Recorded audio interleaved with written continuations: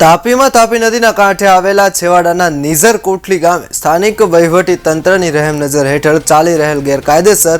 મોટું રેતી ખનન ચાલી રહ્યું છે, જેમાં તાપી નદીમાં નિયમ વિરુદ્ધ વધુ સંખ્યામાં નાવડીઓ સાથે પોપલેન્ડ મશીનનો ઉપયોગ કરી પ્રતિબંધિત બાયોડીઝલનો ઉપયોગ કરાઈ રહ્યો છે, જેના કારણે પર્યાવરણ સહિત તાપી નદીમાં માછલીઓને ભારે હાનિ પહોંચી રહી છે, જેને લઈને આજે જય બિરસા બ્રિગેડ સંગઠન તાપીના પ્રમુખ નંદનલાલ વસાવાએ સ્થાનિક ગ્રામજનો સાથે તાપી જિલ્લા કલેક્ટરને આવેદનપત્ર આપ્યું છે। તાપી નદી કિનારે કોટલી સહિત અન્ય વિસ્તારોમાં રેતી માફિયાઓ દ્વારા ગેરકાયદેસર રીતે ચલાવી રહેલ રેતી ખનન સામે કડક કાર્યવાહી કરવામાં આવે તેવી માંગ કરાઈ છે, અને જો તંત્ર કાયદેસર રેતી ખનન સામે જો કોઈ કાર્યવાહી નહીં કરે તો આવનાર દિવસોમાં જય બિરસા બ્રિગેડ સંગઠન દ્વારા ગ્રામજનો સાથે મળી મોટું આંદોલન કરશે તેવી પણ ચીમકી ઉચ્ચારી છે।